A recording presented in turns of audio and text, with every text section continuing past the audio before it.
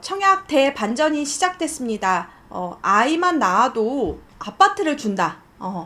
정말 재미난 얘기를 하면은, 예전 반포주공 1단지 같은 경우에는 정관수술을 하면 정관수술 특별 공급이 있었는데, 이게 시대가 변하면서 아이만 낳아도 특별의 대상이 돼서 아파트를 준다라고 합니다. 이번에 신생아 특공 누가 유리할까 한번 짚어보도록 하겠습니다. 이번 정부는요, 결혼과 출산의 장려 정책으로 청약과 대출을 선택했습니다. 저출산 극복을 위한 주거 지원 방안 구조로 해가지고 지금 여러 가지 그 대책이 나왔는데요. 지금 이게 이제 국토부에서 나온 겁니다. 저출산 극복을 위한 주거 지원 방안. 여기서 다운받으시면 이 자료를 받을 수가 있고요. 여러분들이 이 용어들이 참 어려워서 가끔가다 이게 무슨 말이지 라고 생각하는데 제가 쉽게 풀어드리도록 하겠습니다. 결혼은 페널티, 아웃이었습니다. 결혼 페널티라는 말이 있었는데요. 청약과 대출이 정말 불리한 게 결혼. 그러니까 혼인신고를 하면 청약 대출이 불리한 구조입니다. 그래서 저출산 극복을 위한 주거지원 방안 구조로 해서 세 가지가 나왔습니다. 출산 가구 주택 공급, 출산 가구 금융 지원, 청약 제도 개선. 이 세 가지로 해서 저출산을 뚫어보겠다. 그렇게 생각하는 거죠. 저출산의 반대말이 그러면 출산이잖아요. 출산만 하면 아파트를 준다라는 겁니다. 그래서 출산 가구에서 아파트인데 공공분양의 신생아 특별 공급, 그 다음 민간 분양, 그리고 공공임대는 제가 이 자료를 좀 보시면 좋겠고, 그리고 아이를 낳으신 분들에게는 금융 지원도 해드립니다. 특히 구입자금이나 전세자금 대출에서 이자가 되게 싸지고요. 되게 결혼을 해서 페널티가 있었던 게 뭐냐면 뭐 생애 일반 1인 가구 같은 경우에는 만약에 5천만 원 정도 5천만 원 연봉자이면은 나오고, 그런데 결혼을 하면 6천만 원이니까 3 나누게 되면 다 오버가 되는 거예요. 그런 것들을 폐지해서 소득 같은 경우나 이런 것들을 완화해 줬다는 거죠. 그리고 여기 오늘 청약제도 개선 이거 되게 중요하니까 하나하나 콕콕 찍어서 알려드리도록 하겠습니다. 그러면 여러분 좋아요 한번 눌러주시고요. 공공분양에서 뉴홈 신생아 특별공급이 신설됐다. 여러분 특별공급에는 뭐가 있냐라고 보면은요. 이런 것들이 있습니다. 지금 공공분양에서는 나눔형, 선택형, 일반형으로 나눠져 있는데요. 최근에 청년특공이 생겼죠. 신혼부부 특공, 생애 최초, 다자녀, 기간특공, 노부모 특공. 이게 바로 생애 최초 특별공급입니다. 그러니까 여기 아마 다음에는 여기서 신생아 특공이라고 새롭게 카테고리가 생긴다라고 생각하시면 되겠습니다. 공공분양 같은 경우에는 아예 신설이 됐다라는 거죠. 근데 되게 재미난 거는요. 우리가 이제 결혼을 해야지만 혼인신고를 해야지만 그 자녀를 이제 신혼부부 특공이나 이런 것들을 인정했는데 혼인 여부와 상관없이 무관하게 자녀 출산 시 사실 특별공급 여기서 공공분양 특별공급에서는 1인 가구 생애 최초 특별공급이 없습니다. 그러니까 혼인 여부와 상관없이 싱글인 사람이 당첨될 수 있는 특별공급은 뭐냐? 여기서 보면은 지금 신혼부부 안 되죠. 생애 최초 같은 경우에도 안 되죠. 그리고 다자녀도 당연히 안 되고요. 그래서 기간특공이라든지 청년이나 노부모 같은 경우는 싱글만 됐었는데, 결혼하지 않고 아이를 낳아도 공공분양 특별공급에서 된다라는 거죠. 혼인신고가 되게 프리해졌어요. 사실 혼인신고를 안 하는 이유가 여러 가지 대출과 청약이지만 다 해줬지만 또 굳이 또 혼인신고를 안 하더라도 애를 낳기만 해도 된다라는 거죠. 그러니까 즉 아이만 낳아라 이렇게 되는 겁니다. 그런데 되게 재미난 거는 지금 뱃속에 아이가 있다면 신생아 특공 적용이고요. 지금 비임신이라도 2년 이내 임신 계약이 있으면 오케이. 제일 중요한 건 뭐냐면 입주할 때 입주 전까지 출산을 증명하면 된다라는 거죠. 그래서 모집 공고일 2년 이내 출산과 임신과 출산을 증명하면 된다라고 하니까 여러분들이 입주자 모집 공고일 2년 이내 임신 출산이 증명되는 경우 이게 된다라는 거죠. 지금 당장 아이를 안 낳고 아이 낳을 계획이 있는 사람도 해주겠다.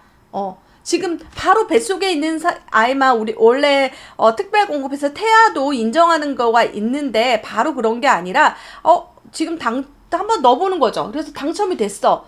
그러면 아이 낳아볼까? 이렇게 된다라는 거죠. 그리고 이거 자세한 거는, 여기서 제일 중요한 거 23년 3월에 나오니까 그때 또 제가 또 알려드리겠습니다. 그리고, 혼인 페널티, 결혼 페널티 중에서 소득 조건이나 이런 것들이 있는데 되게 프리해졌어요. 150% 구간이 됐고요. 이거는 도시근로자 월평균 소득인데요. 월평균 소득에서 요게 이제 월평균 소득입니다. 그러니까 150% 이상이니까 요 사이에 아마 되겠죠. 그렇게 돼서 지금 보면은 그 소득도 아주 프리해졌고요. 자산 조건이 있습니다. 다만 자산 부분도 있으니까 제일 중요하고요. 여기서 나눔형하고 선택형하고 일반형을 봤을 때 제가 생각할 때 신생아 특공은 나눔형하고 선택형에 들어가지 않을까 싶습니다. 왜냐면 자산 조건이라는 게 있으니까.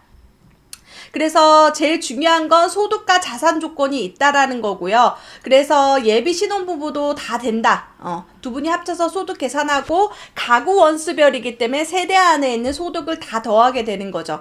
그래서 신생아 특별 공급이 탄생된다라는 거 꼭 기억하시고요. 나눔형, 선택형, 일반형 같은 경우에는 나눔형이라는 건 시세 차익을 나눈다라는 거고요. 선택형은 임대를 살다가 분양을 받는 거고요. 일반형은 바로 이제 공공분양 받는 건데요. 여기서 양이 중요한데 한 3만 호 정도 한다라고 하는데 여기서 빼서 아마 하게 될 것 같습니다. 그래서 공공분양의 뉴홈 신생아 특별공급 신설됐다라는 거 꼭 기억하시고요. 사전청약도 아마 여기 9월 달에 사전청약이 나오는데 제가 LH랑 협약해서 이렇게 포스팅을 올리려고 하거든요. 그래서 아마 이 부분이 들어가면 좋겠지만 다시 한번 반복합니다. 24년 3월에 생긴다라는 거 꼭 기억하시고요.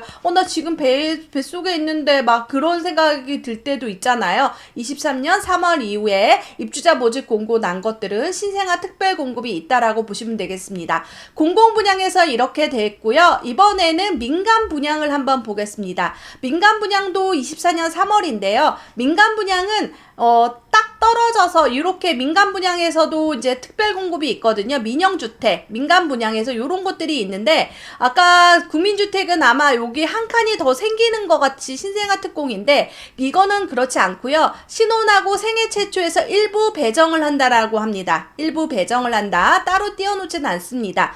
그래서 지금 민간 분양 신생아 특별 공급 같은 경우는 일정량을 띄어서 공급하는 거고요. 그래서 우선 공급으로 할 것 같습니다. 그래서 우선 공급이 뭐냐 여러분들이 이걸 아셔야 되는데요.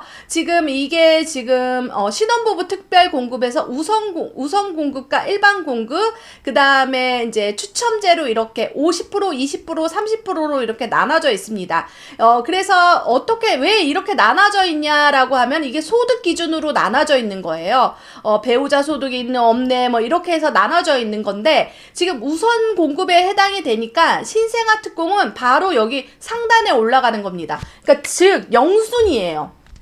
거의 영순이라고 보시면 되겠습니다. 그래서 지금 보면은 지금 우선 공급의 70% 일반 공급사 소득을 나눠져 있는데 우선 공급 안에 출산 가구를 여기 안에 배정한다라고 하고요. 그 다음에 소득은 160%입니다. 160%인데 여기가 있는 거죠.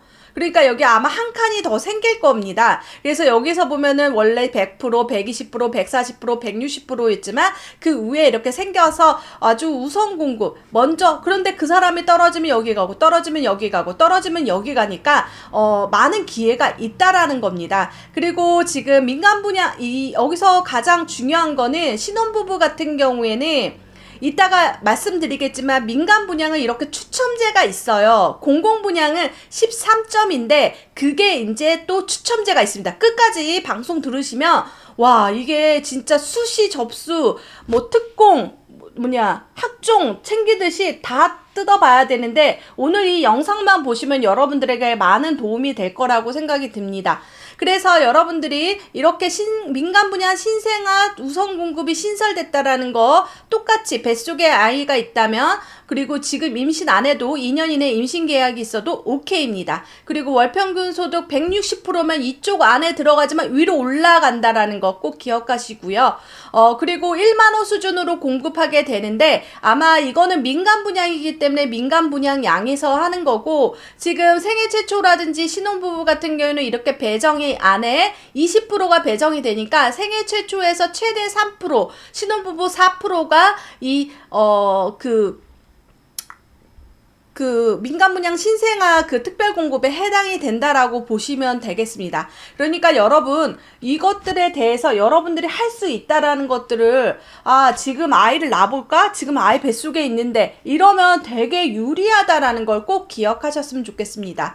그래서 여러분들이 신생아를 낳으면 그래 당첨만이 끝이 아니라 주택담보도 엄청 중요해요. 여러분 이번에 우리가 집값이 2023년 1월부터 반등이 됐던 것들은 여러 가지 이유가 있지만 특례 보금자리론이 엄청 많이 좌우를 했다라고 봅니다. 9억 아래에 있는 물건들도 많이 팔리고 그러다가 최근에 많이 소진되고 나서 그리고 금리가 오른다 그러니까 실질적으로 특례 보금자리를 내는 분들이 이제 점점 줄어드는데 이제 내년에 바톤 터치를 하게 되는 거죠. 23년 1월에 신생아 특례 대출이라는 게 생깁니다. 금리 엄청 싸고요. 와 1.6에서 3.3%고요. 소득 조건이 있습니다. 소득 조건 많이 있었죠? 올려줬습니다. 7천만 원이었었는데요. 그거 아니고요. 1억 3천 같이 합쳐도 된다라는 거고요. 주택 가액도 9억 원 이하로 9억 원으로 올려줬고요. 그리고 여기서 대출 신청일 기준 2년 내 출산한 무주택 가구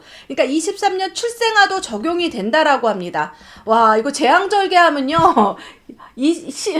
날짜 정할 때 22년 12월 30일이 아니라 23년 1월 1일 날 정말 재앙절개 많이 할 것 같다는 생각이 들 정도로 근데 이거는 우리 산모분이 중요하니까 대출 한도는 5억 정도 하고요. 엄청 이거 받아서 다른 거 투자해도 돈이 남습니다. 예를 들어서 여름에